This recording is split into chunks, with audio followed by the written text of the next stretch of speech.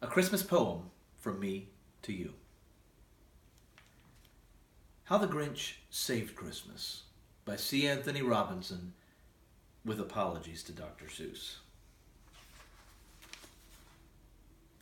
Every Who down in Whoville liked Christmas a lot. So starts the tale of the Grinch and the trouble he wrought. That story is true as far as it goes, but there's more to the story that nobody knows. The Grinch hated Christmas. That much is true. He hated the sound of each singing who. He hated the season from finish till start. And maybe that was 'cause of the size of his heart.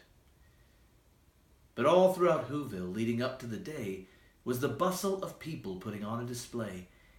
Each Who down in Whoville was working to boast just who truly cherished Christmas the most.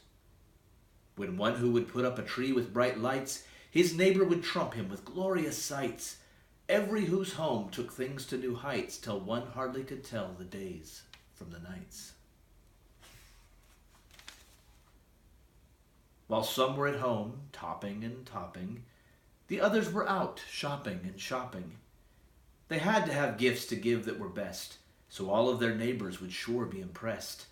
They shopped till they couldn't go on without rest, and came back to their homes exhausted and stressed. After buying the items presented as steals, now was the time to begin prepping meals. For what is Christmas without good Christmas food? Every Who would tell you that that would be crude. So they started the cooking. Roast beast tastes like rabbit. And if songs were sung, it was only by habit.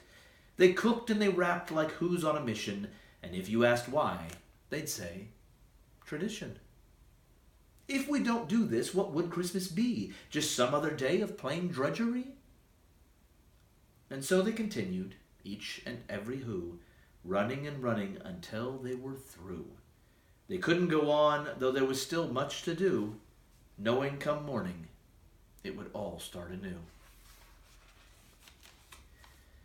Of what happened that night, you're no doubt aware. How the Grinch came to Whoville, stole everything there.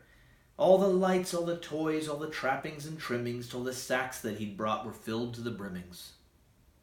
He did have a run-in, you may recall too, with a little Who girl named Cindy Lou Who. She questioned his actions, but went to bed trusting that he was just taking the tree for adjusting. You may think her foolish for believing his line, but remember she was less than 2 at the time. So Christmas for her was something quite new, and for all that she knew, what the Grinch said was true. After he took everything he could take, the Who's down in Whoville began to awake. They didn't immediately get out of bed because they felt something sort of like dread. So much to accomplish, just so much to do, to make Christmas, Christmas, through and through.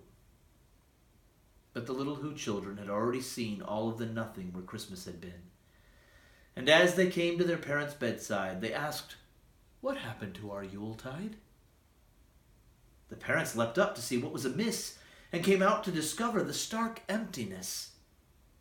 But fear and confusion and dark unbelief were quickly replaced by a sense of relief. The things that they dreaded were no longer there. All of their living rooms were totally bare, stripped of the things that had caused their duress, and with the things went the deep-seated stress. The children in Whoville knew not what to do. Their parents seemed happy that Christmas was through. Seeing that they didn't quite understand, each parent in Whoville took each child's hand. And in each Whoville home a song was beginning, a song whose lyrics had once lost all meaning. But now that their Christmas was stripped of the snares, the song was beautifully, meaningfully theirs. They sang about peace and love and joy. They taught the song to each girl and boy. So in every Who home and in every Who heart, Christmas returned to what it was at the start. Each Who in Whoville came out to the square to join their neighbors in singing so fair.